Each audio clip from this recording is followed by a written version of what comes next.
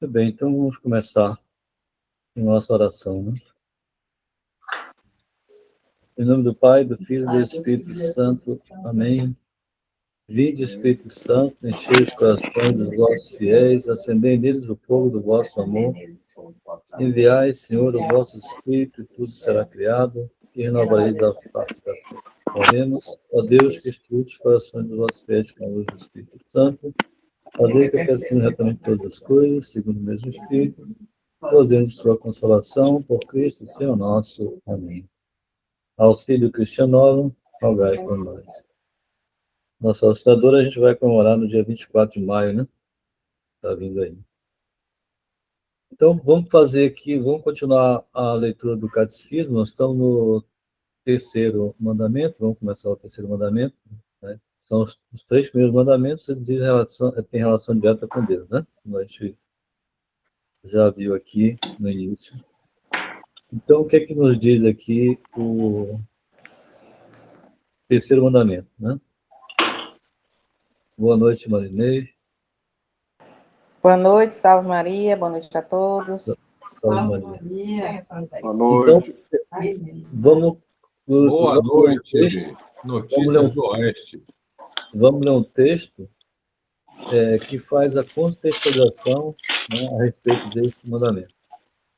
Então, a gente tem aqui um texto do Evangelho de Lucas, depois tem um trecho do Atos dos Apóstolos para contextualizar a explicação do terceiro mandamento. Então, vamos lá. O que diz aí nesse texto? No primeiro dia da semana, de manhã muito cedo, as mulheres vieram ao túmulo trazer os perfumes que tinham preparado. Encontraram a pedra do túmulo removida e, entrando, não acharam o corpo do Senhor Jesus. Ficaram sem saber o que fazer.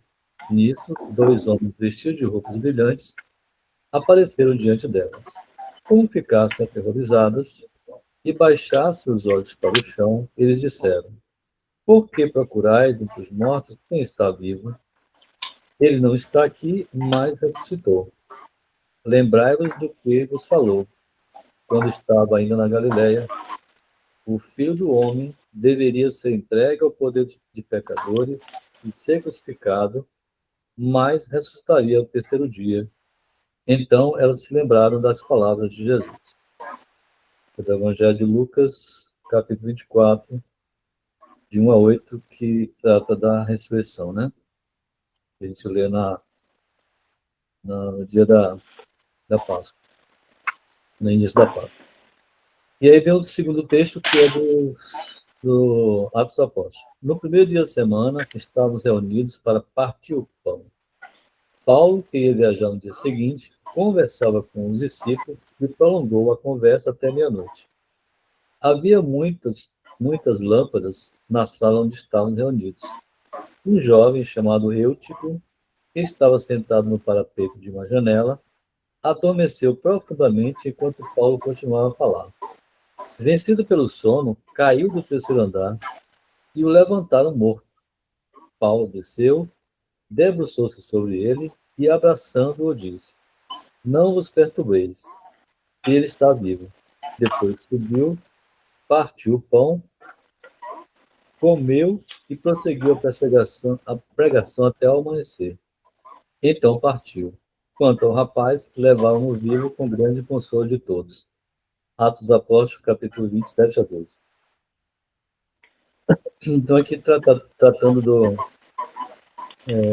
que eles falaram aqui do Lucas, né? Falando que primeiro dia da semana. Que dia é esse? Domingo. Exatamente o domingo. Domingo que é o dia do Senhor. Então, ele, tanto aqui em Lucas, quanto em Atos Apóstolos, que também foi escrito por Lucas, né? E ele trata desse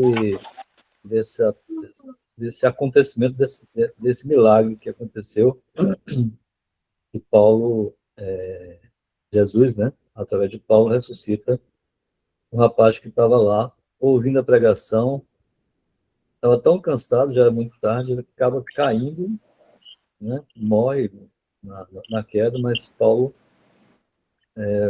consegue, através, Jesus consegue, através de Paulo, fazer a ressurreição desse rapaz.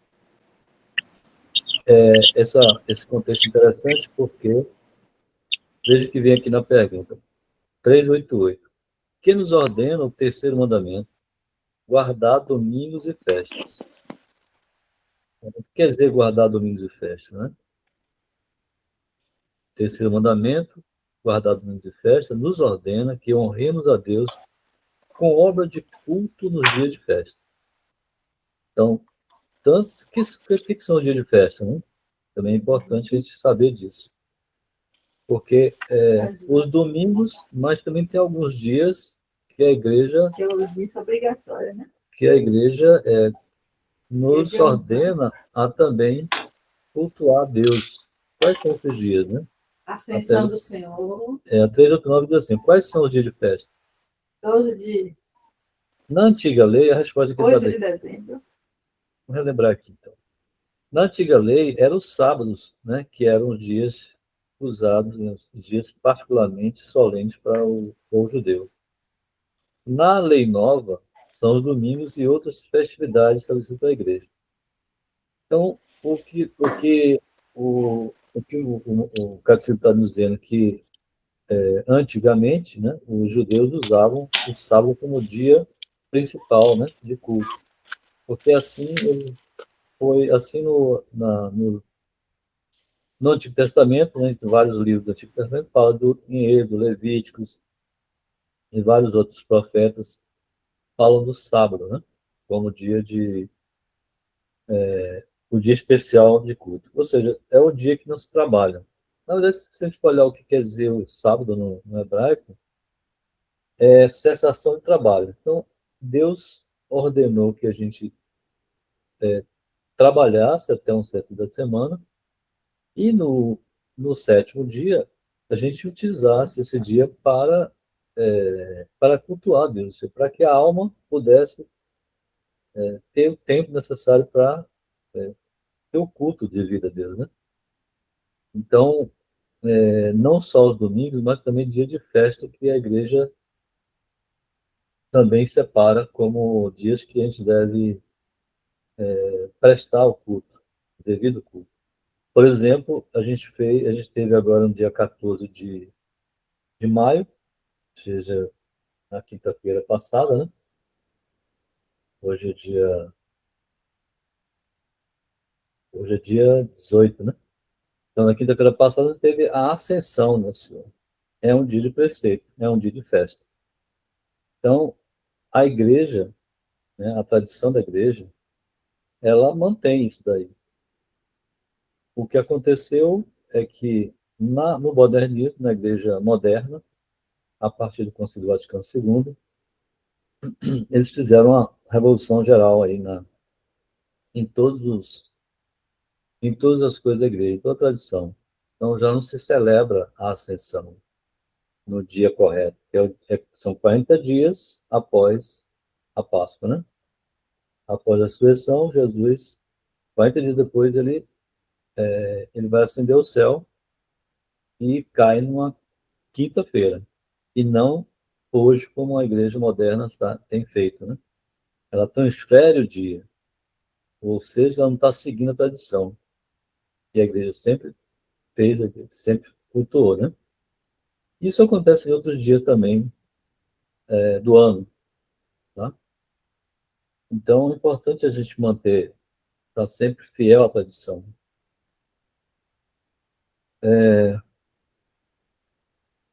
O que nos diz a pergunta 390? Por que na lei nova se guarda o domingo e não o sábado? Tá?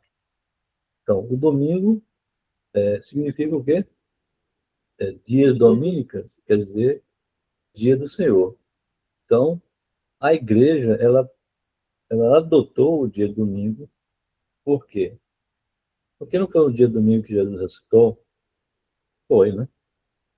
Não foi no Pentecostes, né, que o Espírito Santo desceu sobre os apóstolos, a igreja tomou, era praticamente alavancou, né, a igreja quando aconteceu o Pentecostes. Os apóstolos estavam lá trancados com Nossa Senhora, rezando, e aí acontece, o Espírito Santo derrama em forma de língua de fogo, né, sobre eles, e eles ganham um impulso, ganham uma força, ganham uma coragem, e aí sai e começa a pregar, né, e a igreja começa a crescer por conta desse acontecimento, esse grande acontecimento que é o Pentecostes, que a gente vai celebrar no próximo domingo, né? Então, é o maior tempo da liturgia da igreja, que é o Pentecostes, que foi quando praticamente a igreja começou, né? Porque é ali que os apóstolos tomaram coragem, né? Através da força que o Espírito Santo deu a eles, e começaram a pregar, a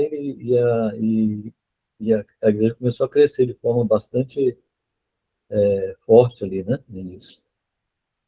Então, a igreja ela determinou que o dia domingo é o dia correto do culto, né?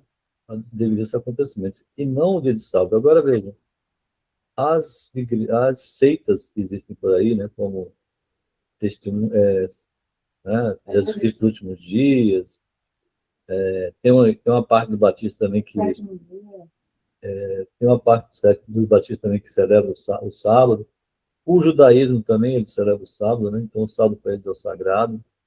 A partir da sexta-feira, 6 da tarde, até sábado, 6 da tarde, eles se separam para cultuar, né? Deus. Então, eles estão. A igreja assumiu isso aí, porque isso não é uma coisa que foi assim definida claramente. Deus deixou isso aí mais como uma cerimonial, não como uma coisa natural, né? Então, a igreja ela tem a prerrogativa de, inspirada pelo Espírito Santo, né? Determinar o dia de domingo como dia consagrado a Deus, dia de culto. Então, esse é um dia que a gente deve não trabalhar, né? Deixar para fazer as obras de caridade, para cultuar a Deus, ou seja, a gente fazer um oferecimento desse dia a Deus, né? Mais uma coisa que a gente tem um dia de cultuar a Deus de forma mais forte, né? Mais proeminente. A pergunta 391 diz: que obra de culto nos é preceituada nos dias de festa? E aqui a resposta é bem incisiva, dizendo que é-nos preceituado assistir devotamente ao santo sacrifício da missa. E nesse aspecto, né, a gente pode fazer uma santificação do dia domingo, de também, se a gente não puder ir à missa, a gente pode também santificar o domingo. Na verdade, esse é o preceito da igreja. Agora, é claro que o domingo, né, por ser o dia do Senhor, assistir à missa de forma devota é muito mais proveitoso do que a gente fazer uma santificação em casa. Óbvio, né? Entendo? A gente não tem dúvida disso. Então, assistir à missa é o que a gente deve mais ocupar o nosso tempo. Tem que ser a primeira nossa atividade, nossa atitude seria assistir à Santa Missa. Mas, olha só, em relação a isso, né? A missa é o sacrifício de Jesus Cristo, né? Ao Pai. E a gente vê que, com a mudança que houve, né, o Vaticano, parece que não é mais para a igreja moderna, não é mais o sacrifício. A gente percebe isso muito claramente. Tá? A respeito disso, eu vou só mostrar para a gente aqui um documento que o Papa São Pio V, um trechozinho dele, mostrou o, uma parte da bula que ele escreveu, que ele emitiu, em que ele fala claramente, vou ler com vocês para vocês entenderem o que eu estou falando. A bula Quo Primo Tempore, ela foi editada em 1570, ou seja, século XVI. O o concílio de Trento, né, que ocorreu nessa época, o Papa simplesmente ele obedeceu aquilo que foi declarado, que foi um dogma gerado no concílio. Então, o que ele diz a respeito da missa? Ele lançou esse documento chamado Quo Primo Tempore, que trata exatamente dessa questão da missa, né? Do cânon da missa, né? Então, o que diz no final lá? Ó, diz assim, ó, e a fim de que todos, e em todos os lugares, isso aqui já é um trecho mais central, acho que é número 6 ou 7 do parágrafo lá. E a fim de que todos, e em todos os lugares, adotem e observem as tradições da Santa Igreja Romana, mãe e mestra de todas as igrejas, decretamos e ordenamos que a missa, no futuro e para sempre, veja que está bem grifado aqui, no futuro e para sempre, não seja cantada nem rezada de modo diferente do que esta. Ou seja, a missa é aquela que está descrita no missal de século XVI, que o que ele fez, na verdade, ele pegou, já começava a se ter uma pequena modificação aqui e ali, e ele disse, poxa, isso aqui vai acontecer se não houver uma definição clara do que é, isso pode gerar uma modificação lá na frente. O que ele fez? Então, ele disse, ó, reuniu aquilo que era o melhor de todos e definiu. Não mudou pouca coisa ali, né? Mas ele definiu a missa do jeitinho que a gente tem lá no missal cotidiano, exatamente aquela que vem sempre, desde sempre, tá? Conforme missal publicado por nós em todas as igrejas. E aí, ainda vai mais à frente. Além disso, em virtude de nossa autoridade apostólica, pelo teor da presente bula, concedemos e damos indulto seguinte, que doravante, para cantar ou rezar a missa em qualquer igreja, se possa, sem restrição, seguir este missal, com permissão e poder de usá-lo livre e licitamente, sem nenhum escrúpulo de consciência e sem que se possa incorrer em nenhuma pena, sentença, censura, e isto para sempre. Mais ainda, ele fala assim, ó, assim, portanto, que a ninguém, olha só, aqui está em letras negrito, a ninguém, absolutamente, seja permitido infringir ou, por temerária audácia, se opor à presente disposição de nossa permissão, estatuto, ordenação, mandato, preceito, concessão, indulto, declaração, vontade, decreto e proibição. Se alguém, contudo, tiver audácia de atentar contra estas disposições, saiba que incorrerá na indignação de Deus Todo-Poderoso e de seus bem-aventurados apóstolos Pedro e Paulo. Vocês entenderam a gravidade disso aqui? Tá? Então, quando ele fez esse decreto, essa bula, São Pio V, ele preservou, né, o que há de mais importante para nós, que é a Santa Missa. Ele deixou exatamente aquilo que a gente sempre teve desde o início. Foi sempre assim. No entanto, 4 séculos depois, Paulo VI chega e faz um decreto, faz um outro texto, um outro documento, desobedecendo aquilo que o Papa São Pio V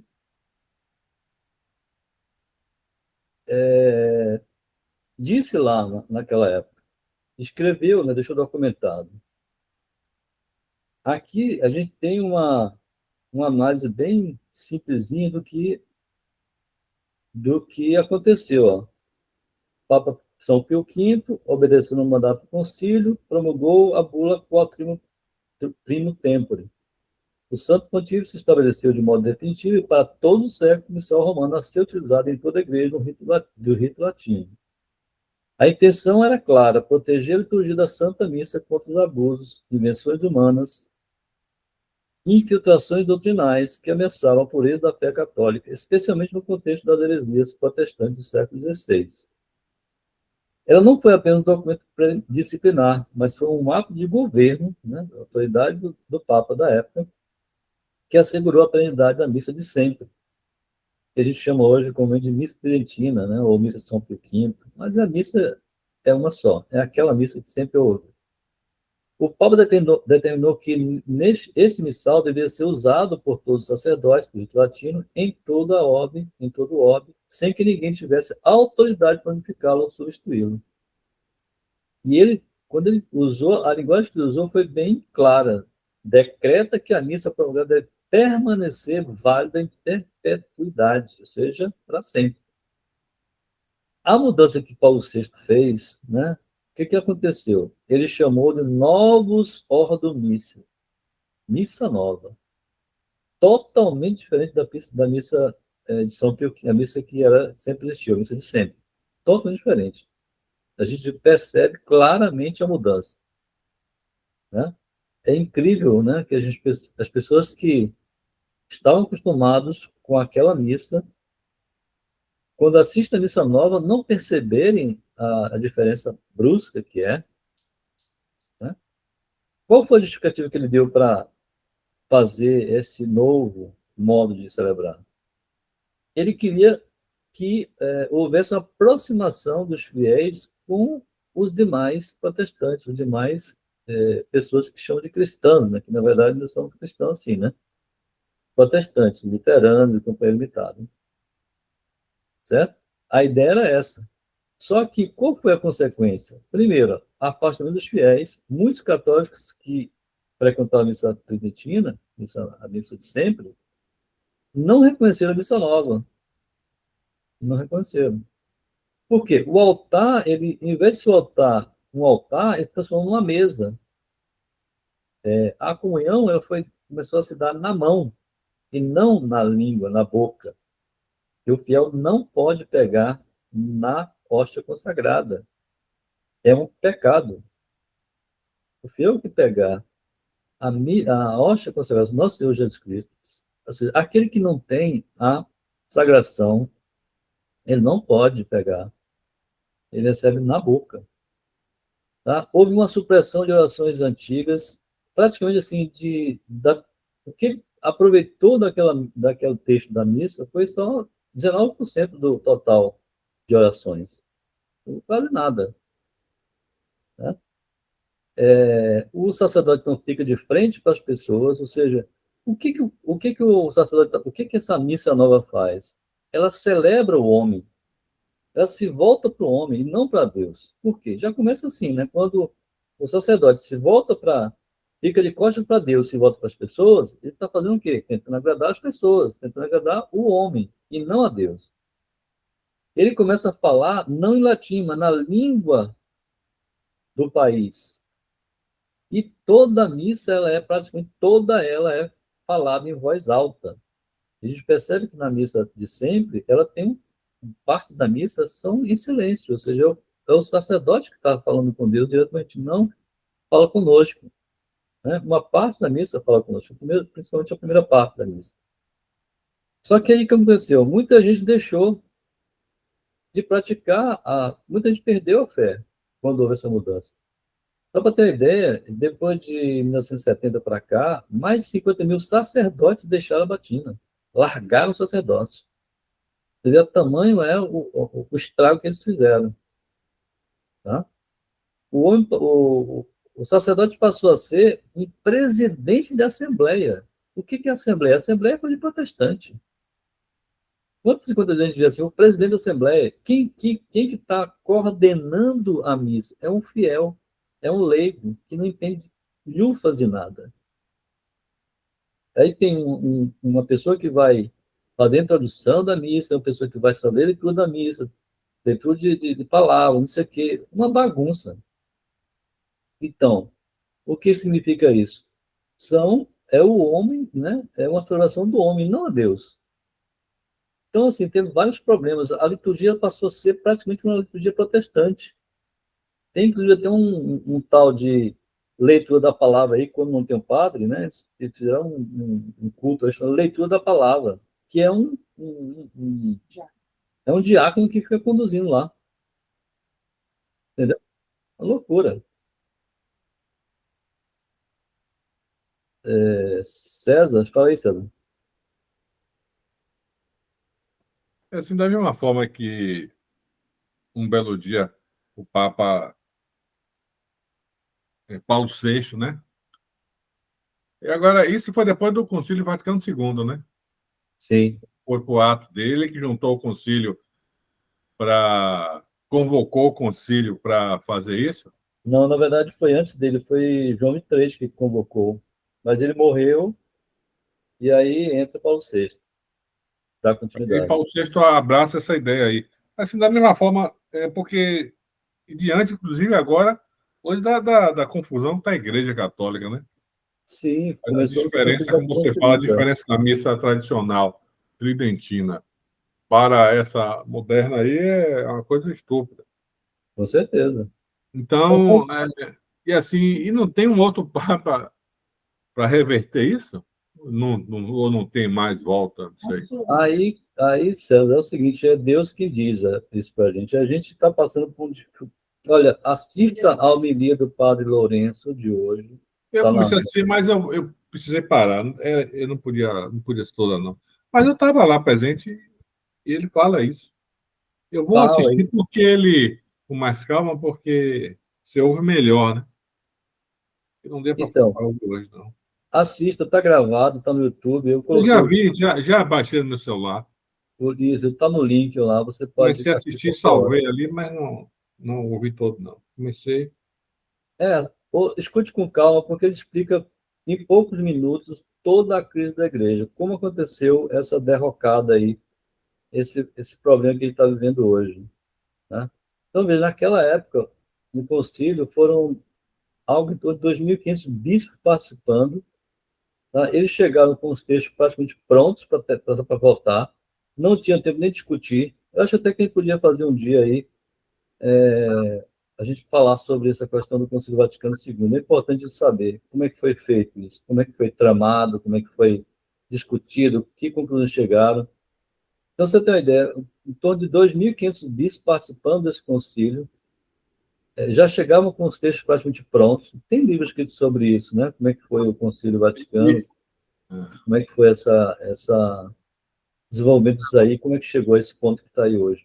E esses 2.500 bispos estavam lá no Vaticano. Então, no concílio, né, eles foram chamados para participar do concílio. O concílio, os bispos participam para votar nas questões.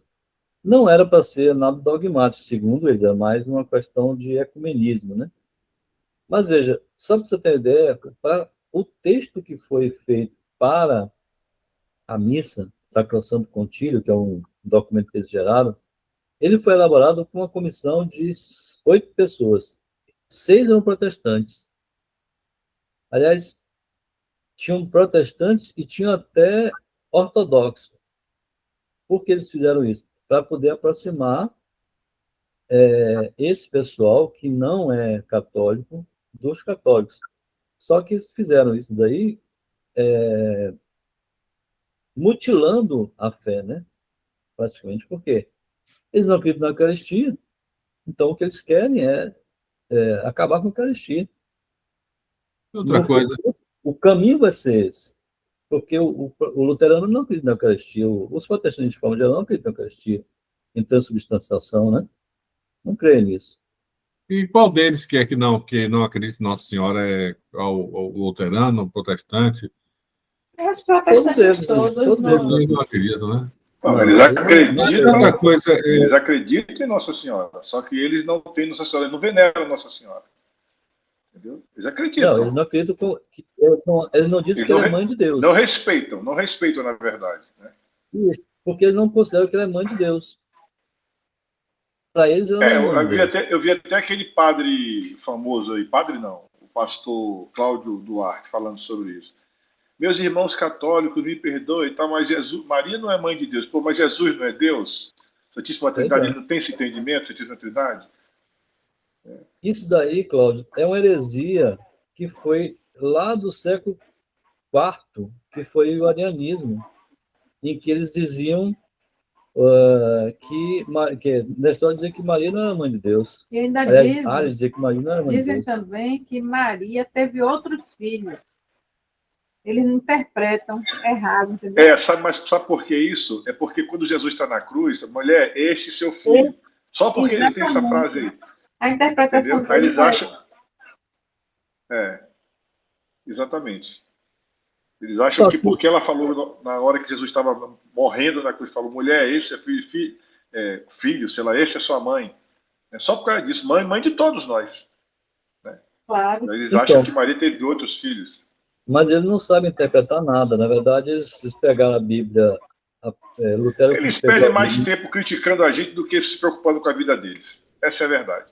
O incômodo E não é só isso, na verdade, é o seguinte, é porque eles pegaram a Sagrada Escritura já prontinha, que a igreja deixou, e interpretaram da sua maneira, só que eles não estão dentro da fé católica, eles estão fora.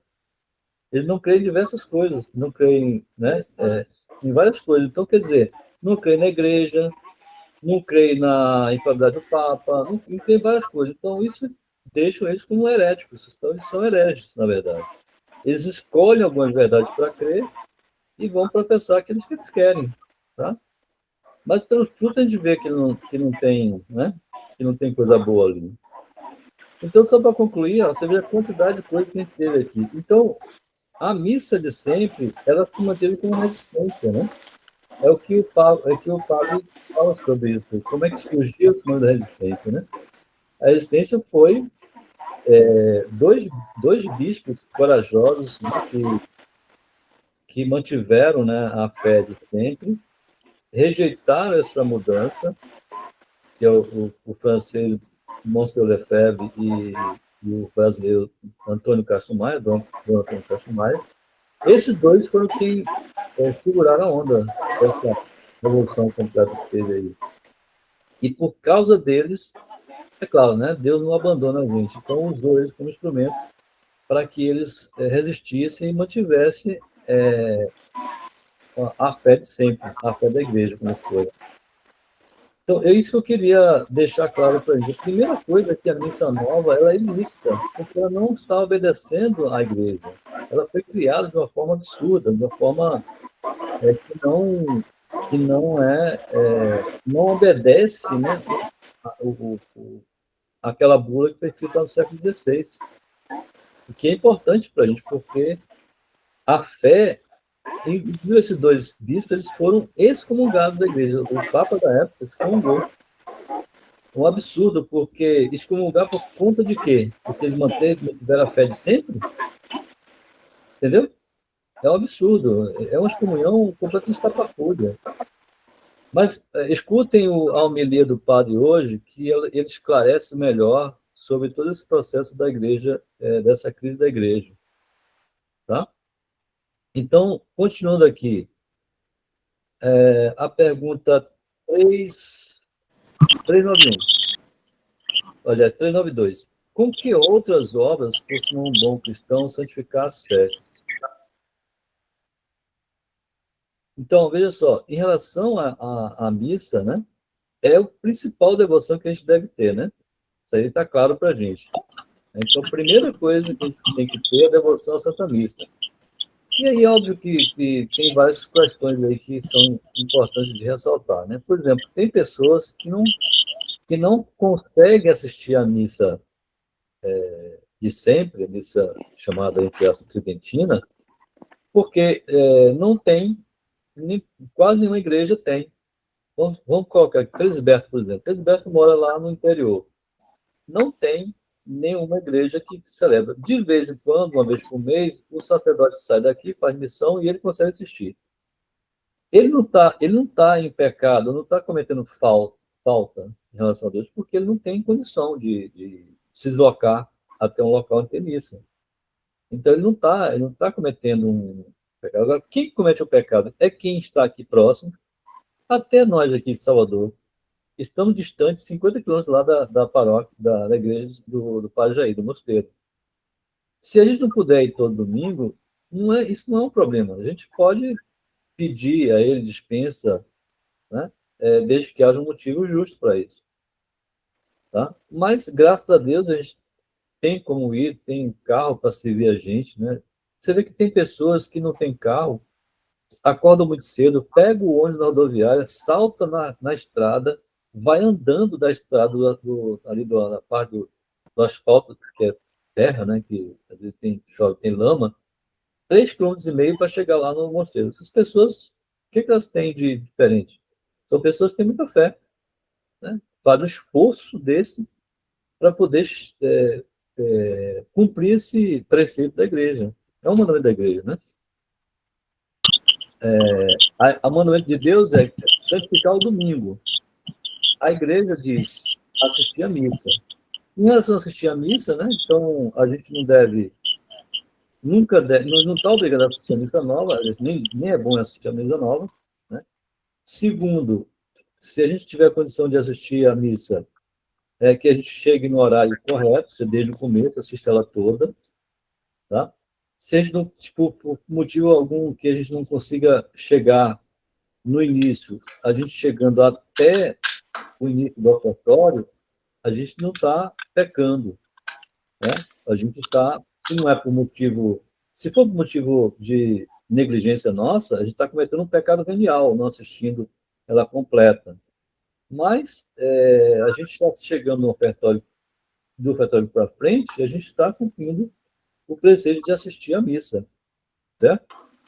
Agora, se por acaso a pessoa, sei lá, sai, vai lá fora porque quer, não escuta uma parte da missa, da segunda parte, que é do ofertório para frente, ela está cometendo um pecado grave. Ela está cometendo um pecado grave. Então, isso é algo que a gente deve ter consciência disso, né? A missa tem que assistir ela toda, desde o começo até o fim, né?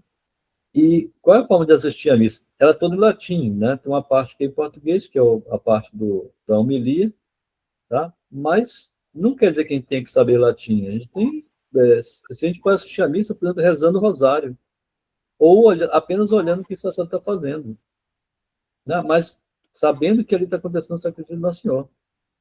Basta isso, não precisa saber latim.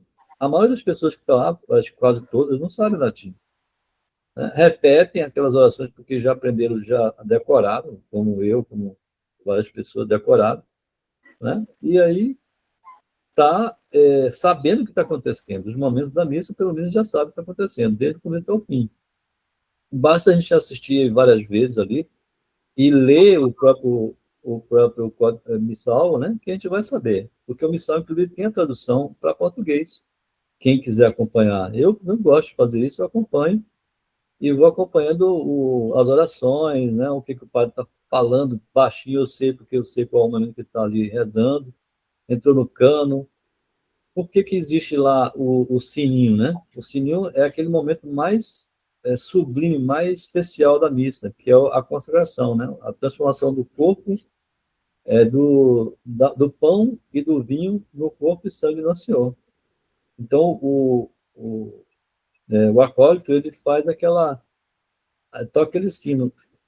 Isso é uma tradição muito antiga da igreja, porque a igreja, quando era tinha muita gente, na época tinha muita gente, né, muito tempo atrás, e aí não se via o que estava acontecendo no altar. Então, o acólito se tocava aquele sino que sabia que era o momento de consagração. Então, quando se tocava aquele sino 3 vezes, o sacerdote estava levantando, né, o corpo ou o sangue, né, a hóstia consagrada, ou o sangue, o vinho consagrado, e aí a pessoa tinha que fazer a reverência, né, estar de joelho, né, e fazer a genuflexão e tudo mais. Então, isso tudo a igreja traz, né, na tradição até hoje. Mesmo com a missa só tem uma pessoa, que é o acólito, né? Porque, veja, a missa, ela é para Deus, não é para a pessoa. Outro dia eu vi aqui um padre, quando eu não tinha consciência, quando eu era meio tapado, né, e assistia a missa nova, e aí o padre disse que não ia celebrar mais a missa se não tivesse mais do que 5 pessoas. O que é isso? Isso quer dizer que o padre só serve para as pessoas, não serve para Deus. É isso que eu estou falando, que a missa nova ela é voltada para as pessoas, não é para Deus. Então, o padre pode muito bem celebrar a missa, ele mais um ajudante. Basta isso. Porque o importante é celebrar a missa. Não é que tenha gente para assistir. Nós aqui ganhamos quando nós assistimos. Nós estamos presentes ali acompanhando, né, e recebendo as graças ali. A missa ela traz muitas e muitas graças. Diga, Cristina. Inclusive, o padre falou para a gente, a última vez que ele veio, que quando ele celebra e vira para os fiéis, ele nem abre os olhos. Ele simplesmente vira, fala aquelas palavras lá que eu esqueci, depois volta para o altar, nem abre os olhos para Se os fiéis, manter. porque os olhos deles têm que estar abertos para Deus. Foi isso que ele falou. Pois é. Mas você vê que é um absurdo tão grande. Eu já ouvi, se a gente entrar na internet, vai ver tanta bizarrice.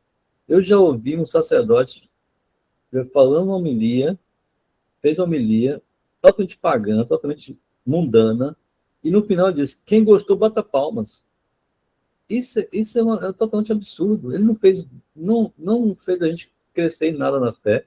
Simplesmente pegou um texto lá de uma música de um Roberto Carlos da vida aí e fez a pregação dele daquele jeito. É por isso que a gente vê aí tantas e tantas missas aí cheias de bizarrice. Gente, o padre entra na igreja de skate. É tanta loucura que a gente vê. E nada favorece a fé.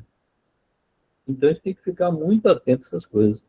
É melhor você não assistir essa missa nova, né, e fazer a sua santificação domingo em casa. E, quando puder, ir assistir a missa de sempre, que é realmente o sacrifício do Nosso Senhor. No domingo, ele diz aqui no Termo 392, com que outras obras costuma um bom cristão santificar as festas? A resposta: primeiro, assistindo a doutrina cristã, às pregações e aos ofícios divinos. Então, veja só, o domingo se separa para fazer caridade, se separa para assistir a missa, pregação. O que a gente está fazendo aqui agora? A gente está estudando o catecismo, está descobrindo coisas que a gente às vezes nem sabia, né? Ou não tinha consciência. Isso tudo, a gente está cumprindo o terceiro mandamento. É como está no texto aqui. A gente está estudando a doutrina cristã, está estudando o catecismo. Quando a gente ouve uma pregação de um sacerdote, claro, um sacerdote que é fiel, né, que é piedoso, né, a gente também está cumprindo esse terceiro mandamento. Né? Receber com frequência, com as devidas disposições, o sacramento da penitência e da Eucaristia. Penitência e Eucaristia são os dois principais sacramentos de cura que nós temos. Né? Primeiramente, a Eucaristia, que é o principal de todos, né? Qual é o nosso propósito na missa? É fazer comunhão com o nosso Senhor. É a comunhão. A pessoa que não faz comunhão na missa, não vai para a igreja para a missa, não faz comunhão, claro, se ela tiver em condições de comungar, né? Óbvio, primeira coisa, a pessoa tem que estar em estado de graça, né? Não tem que estar em pecado mortal, pecado grave. Então, por isso que a penitência, né, a confissão, ela é um dos principais, né, meios da gente santificar. Então, o que é o sacramento? A gente vai ver isso na próxima parte do catecismo, os sacramentos, né? E a gente vai... São quantos sacramentos que a gente tem mesmo, que Jesus deixou para a gente? Quantos são os sacramentos? 7. 7. Iniciação cristã, serviço e cura. Ordem. Então, são 7 total, né? Isso. Então a gente vai 3 ver grupos. na próxima parte do catecismo, a gente vai ver sobre os 7 sacramentos. O que é o sacramento? O sacramento é exatamente a ação de Cristo em nós. Ou seja, é a graça santificante, de forma mais forte, mais real. Então, a gente precisa estar sempre fazendo a confissão, sempre buscando a Eucaristia, porque é o que fortalece. A Eucaristia, o que é a Eucaristia? Segundo um santo aqui, que eu esqueci o nome, acho que é Santo Afonso de Ligório, ele diz que é para os perfeitos, para que eles se mantenham perfeitos, e para os imperfeitos, para que sejam aperfeiçoados. todo mundo, né? Mas para a gente receber a Eucaristia, a gente tem que estar em estado de graça, ou seja, a gente tem que estar com confissão autorizada, ou seja, de preferência aí, a cada mês, a gente poder fazer uma confissão para não esquecer os pecados que a gente comete, né? Porque os pecados veniais vão se somando e vão endurecendo o coração até a gente cometer um pecado mais grave. É um problema. Então, buscar sempre o sacramento da penitência. Terceiro, dando-se oração e obra de caridade cristã para com o próximo. Então, domingo é um dia de fazer obra de caridade. Então, quem puder, né, visitar um asilo, ou seja, visitar uma pessoa doente, é um dia importante para isso. É o dia que a igreja define, né, como um dia de santificar, né, que é o dia que a gente faz as obras de caridade com maior perfeição, vamos dizer assim, né? O que nos proíbe o terceiro mandamento? Então, aqui vem a parte negativa, né? A gente falou da parte positiva. O que o terceiro mandamento fala sobre que não deve ser feito? O terceiro mandamento proíbe trabalhar, né, trabalho de serviço, e qualquer obra que nos impeça o culto a Deus. Então, aos domingos, né, e dia de preceito, a gente deve se precaver de não trabalhar. Mas aí tem algumas coisas que a igreja também entende, né, das dificuldades. O que é o trabalho? O trabalho servil, né, principalmente. O trabalho intelectual, ele até tem algumas diferenças, tem algumas diferenças do trabalho servil, né? Então, por exemplo, é claro, se uma pessoa precisa trabalhar para sustentar naquele dia, a igreja entende isso, né? Mas que não seja o dia todo, mas que tenha o tempo de cultuar a Deus naquele dia, né? Ela entende isso, certo? Algumas pessoas dizem que trabalhar, né, aí já é uma parte mais dos moralistas, né, que fala assim, 2 horas, né, naquele dia, não seria aceitável, até 2 horas, né?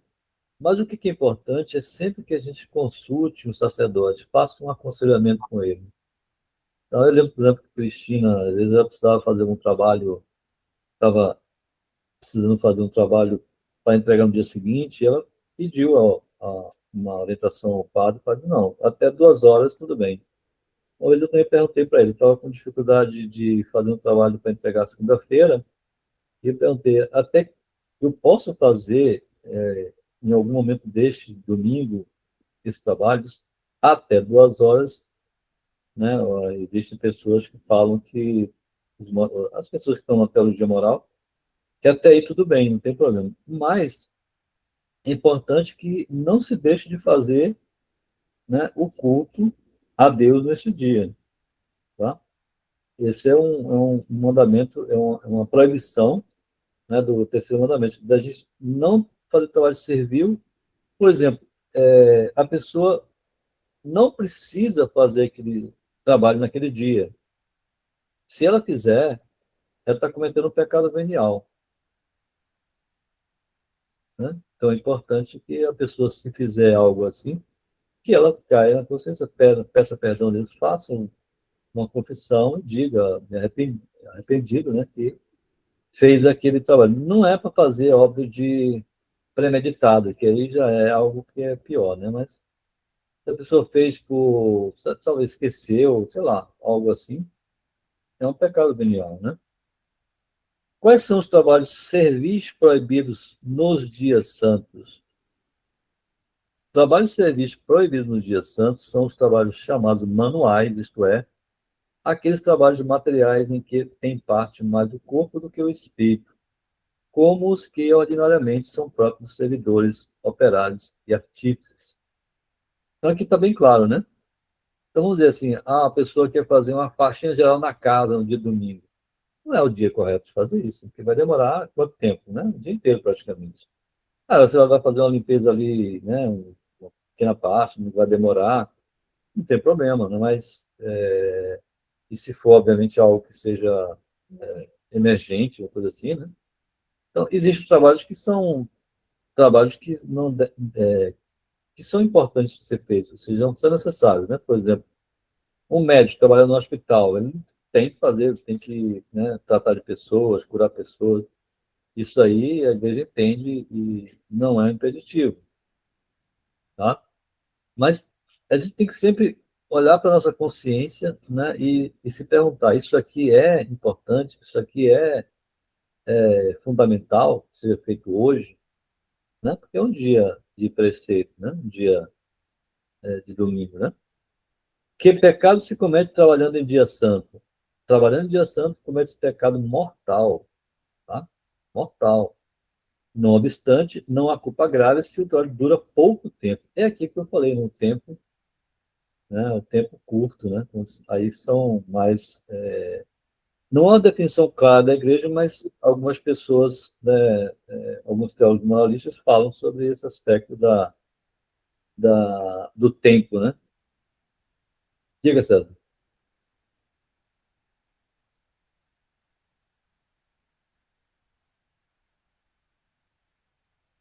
Pode falar, César. Levantou a mão, não quis falar nada. Sim. Não, foi porque estava desligado. Sim, essa proibição é sempre quando você tem outro dia ou outra hora para fazer aquele trabalho, né? Sim, Aí o cara tem um arbítrio para poder decidir isso, né? Fazer, poxa, hoje é dia, eu não vou, como você falou, eu vou fazer um serviço para levar o dia todo, eu posso fazer, nem que faça em duas partes em outro dia, mas não no domingo, não é sim, isso? isso. É Aí porque, outra coisa que você mais pode ser no final, você comentar sobre, sim, aqui, o dia santo. Que pecados cometem em dia santo? Qual é o dia santo? então, tem vários dias. O domingo e mais os dias que a igreja define como dia de festa, como Ascensão, né? A Ascensão é um dia santo. Aí, é claro, né? Tem pessoas que não são liberadas do trabalho, né? Porque antigamente acontecia de ser um dia que era, assim, o dia santo, era considerado dia santo, não tinha trabalho. Mas hoje, o mundo moderno não é assim. Então, a gente pode chegar para o padre e diz, padre, eu não fui liberado do trabalho, então peço permissão não poder ir à missa. Ele Sim. entende isso, ele, claro, vai liberar. Ele tem essa prerrogativa de liberar. Ele entende isso, né? Ele sabe que tem pessoas que não têm condição de cumprir, porque o mundo, a esfera civil, ela hoje ela vive completamente diferente da esfera do mundo católico, né? O mundo cristão. Antigamente não, o mundo cristão mandava no mundo civil, vamos dizer assim, né?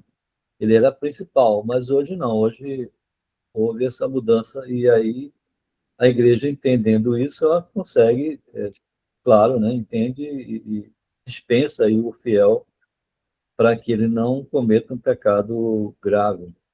Qual é a diferença do dia santo?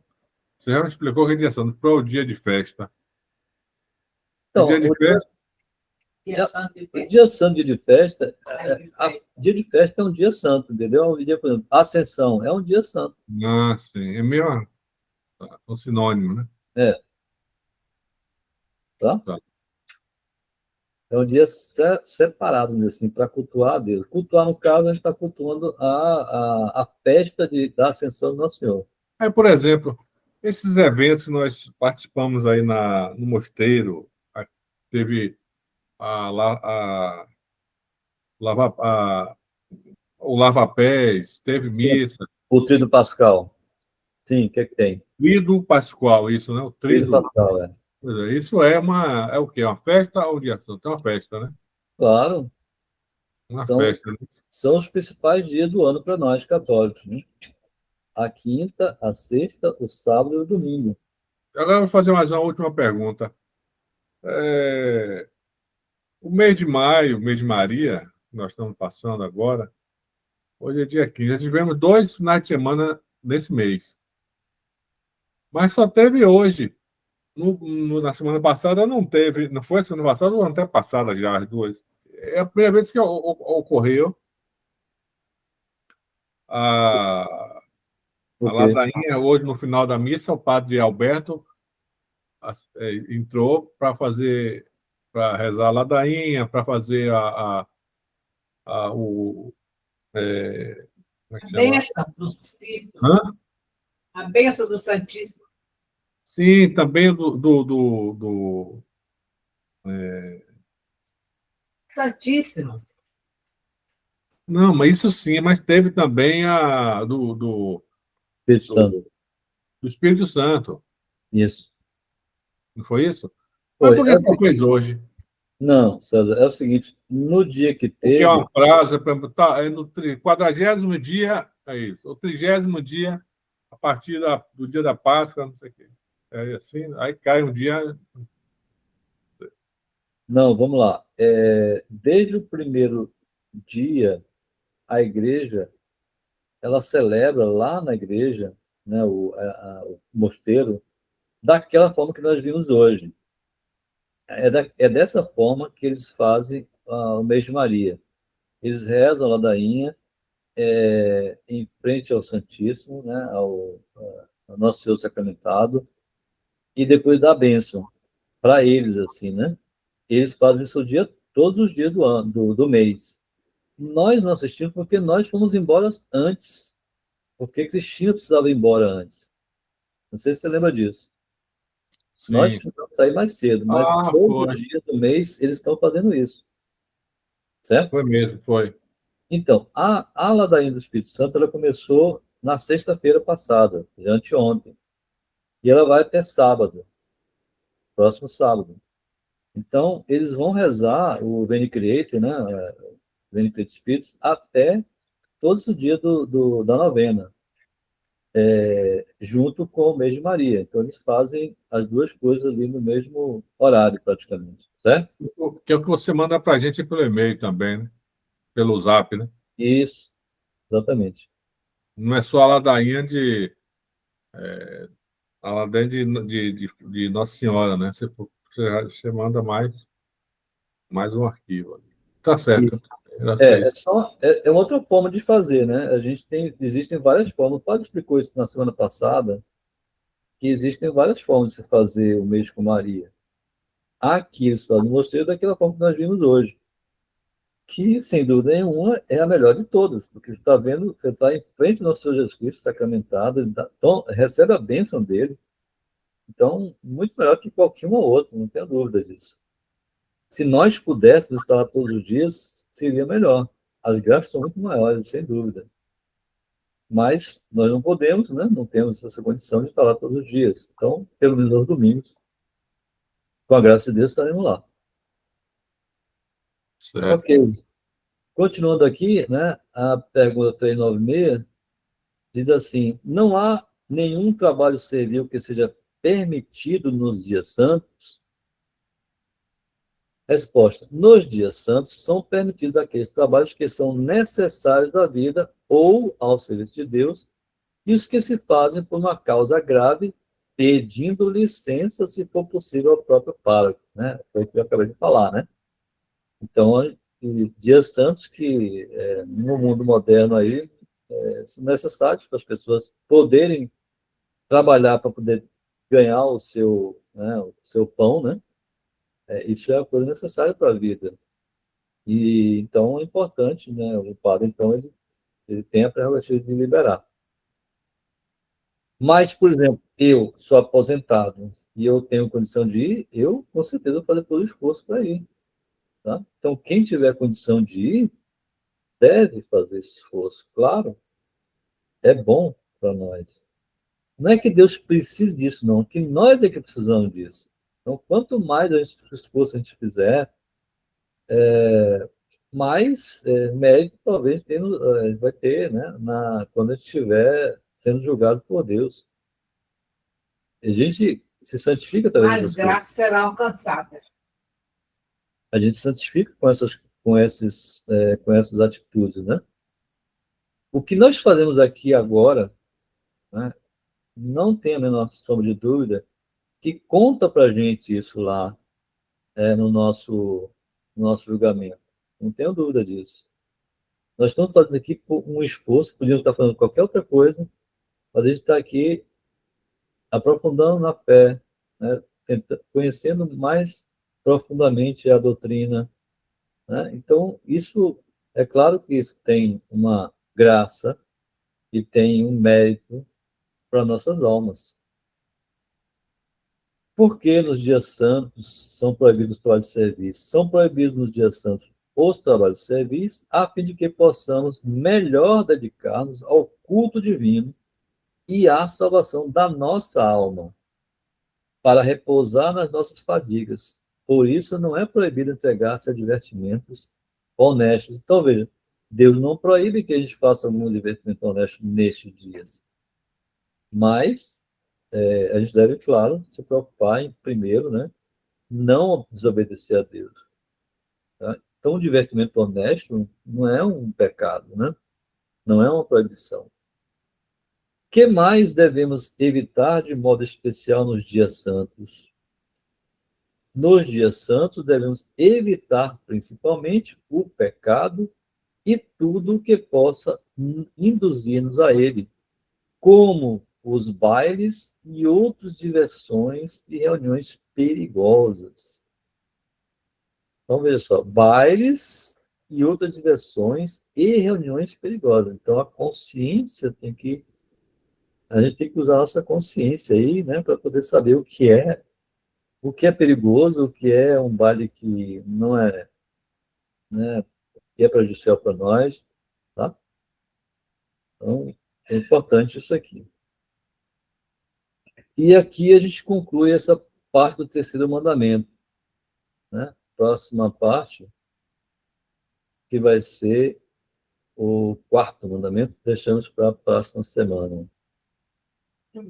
Ok? Lembra que Paulo VI, depois que ele terminou o concílio, ele falou assim, a fumaça de Satanás entrou na igreja. Foi, Depois é sobre isso. Ele mesmo falou isso? foi, a fumaça de Satanás entrou na igreja. Quando terminou esse concílio, que terminou, já tinha fechado tudo. Paulo VI? Foi. Mas, no entanto, ele falou isso e, no entanto, E foi ninguém me fez nada, né, para mudar. Não, ele, né? Ele não deveria ter feito. Ele falou bem 16, né? Como é que bem 16? Foi Paulo VI. É antigo isso. O Como é que concílio ele fala? Então, e por que ele foi o 23? O 23 começou, ele terminou, e depois, quando ele viu o Mas por que estrago que deu ele continuidade? fez, Por que deu continuidade? Não quando ele entendo. viu o estrago que ele fez, Ah, aí ele, sim. a fumaça de Satanás entrou na igreja, foi o que ele falou. Ó, isso é um assunto que é bem mais complexo. A gente devia tratar isso em um outro momento, porque não é simples, né, de falar sobre isso. Tem muitas coisas aí para a gente poder comentar a respeito dessa situação, de como A foi, crise na de igreja. como começou isso. Você vê que foi algo que veio lá, o Papa São Pio X, está até na explicação hoje do Padre Lourenço, ele já vendo como o modernismo estava tomando conta, né? O modernismo é uma síntese de todas as heresias. Então, muita coisa acontecendo, e ele emite, então, um documento chamado... né? Esqueci agora o nome do documento, da encíclica, que ele condena essa heresia do modernismo, que é uma somatória de várias coisas que estão acontecendo na igreja, né? Então, a partir daí, os papas seguintes tentaram, né, trabalhar contra isso, mas não conseguiram. E aí culminou com o Papa João XXIII chamando, né, fazendo o Concílio Vaticano II, ou seja, chamando para fazer as pessoas para fazer esse concílio, né, os bispos, para a partir daí eles começarem a colocar em prática o que já estava acontecendo, né? E que a igreja não estava conseguindo combater. Então foi quase que, como o padre falou, né? Quase como uma vitória, entre aspas, né? Que eles conseguiram ampliar de forma mais ampla, de forma mais consistente e de forma maior, vamos dizer assim, né? Todas essas coisas de revolução dentro da igreja, né? Não condenar o comunismo, uma série de coisas. Então, é o que a gente precisa ter mais tempo para falar sobre isso. Existem alguns vídeos na internet padre Joaquim, que explica isso com mais detalhe. Hoje, o padre Lourenço ele deu um resumo dos acontecimentos até chegar a nós hoje. Então, vale a pena realmente escutar com muita atenção o que ele falou, tá? Para a gente poder entender a gravidade da coisa. Tá? Mas o Papa Paulo VI, ele só continuou. Na verdade, ele fazia parte desse processo de revolução, né? Ele era um secretário do Papa anterior, então ele foi, sabe, foi só fazendo aquilo que já estava premeditado, né? Já estava planejado. Mas, enfim, vamos deixar para uma próxima oportunidade a gente continuar aí esse esclarecimento aí. Rezamos então uma Ave Maria para agradecer a Nossa Senhora, Beijo Maria, Nossa Senhora Auxiliadora, Nossa Senhora de Fátima, Maria Rainha, dia 31, São Felipe Neri, até o dia 21 também. Agradecer esses grandes heróis aí, nossos grandes irmãos, né, na fé. Ave Maria, cheia de graça, o Senhor é convosco. Glória a Deus, bendito é o fruto do vosso ventre, Jesus. Santa Maria, Mãe de Deus, Pai conosco, pecadores, agora e na hora nossa morte. Amém. Em nome do Pai, do Filho e do Espírito Santo. Deus os abençoe, filhos. Amém. Amém. Amém. Boa Boa noite, semana a todos. irmão. Louvado seja nosso Boa semana.